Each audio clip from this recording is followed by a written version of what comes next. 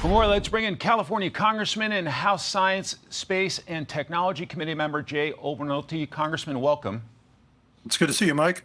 Great to see you. So let's start with Governor Newsom on redistricting. I'll get you to react to him. Well, I'm not. We will nullify what happens in Texas.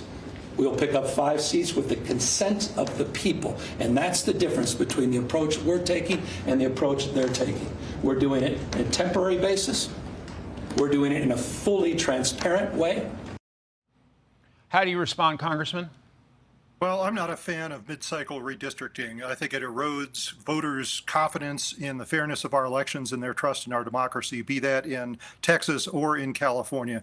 Now, having said that, it's crazy that the governor is apparently implying that because of what Texas is doing and the way it erodes the trust in our democracy, that we should further erode it by doing it here in California. I don't agree with that either. President Trump would like to conduct a new census, saying those here illegally, quote, will not be counted. What is your reaction to that? Well, I agree with the president that those here illegally should not be counted in a census. However, I'm not sure I'm a big fan of the idea of doing a mid-cycle recensus, especially if that's accompanied by reapportionment, which typically is only done every 10 years. And that's for the same reasons why I don't think it's a good idea to do mid-cycle redistricting. It just is a blatantly political action that erodes people's trust in our democracy. Google has committed $1 billion to train U.S. college students in artificial intelligence, AI, over 3 years. That is a major focus of your work here in Congress. What about that? Oh, I think that's a fantastic development, and I applaud Google and hope that that's the first of many commitments to come from various AI developers and deployers.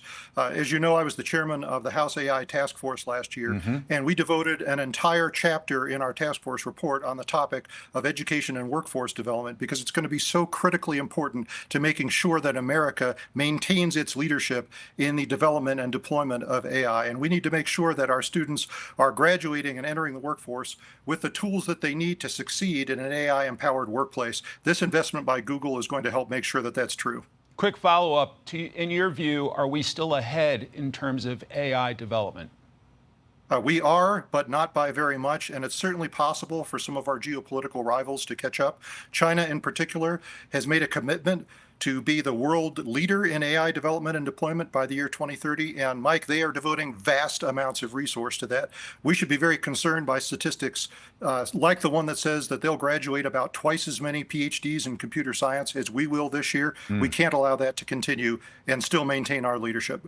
To another competition with China, Transportation Secretary and interim NASA Administrator Sean Duffy has set a goal of putting a nuclear reactor on the moon. My understanding is it's critical to be first because you want to pick the most desirable location and you may be able to box out your rivals. China is all in. How critical is this space race?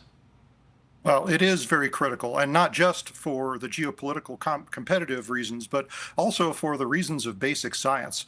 A lot of people don't realize that the lunar day is about 4 Earth weeks long, which means you have a lot of darkness in between light. That means solar energy is really difficult to make work when you have a base on the moon, and that's why you need nuclear energy. Now, what the competition that you're referring to refers to a agreement that was made back in May between Russia and China to deploy a nuclear reactor on the moon. I think it makes perfect sense for us to be first doing that. Certainly, we lead the world in that kind of technology, and there's no reason why we shouldn't be the first to have a nuclear reactor on the moon. My understanding is the south pole of the moon with water resources there is an ideal spot for potential work there, human activity there, and so we will see if the U.S. can get there first. Congressman Jay Obernolte of the great state of California, great to see you. Thanks for your time today. It's good to see you, Mike. Thank you. Hey, it's Will Kane. Click here to subscribe to the Fox News channel on YouTube. It's the best way to get our latest interviews and highlights. And click to subscribe to the Will Kane podcast for full episodes right now.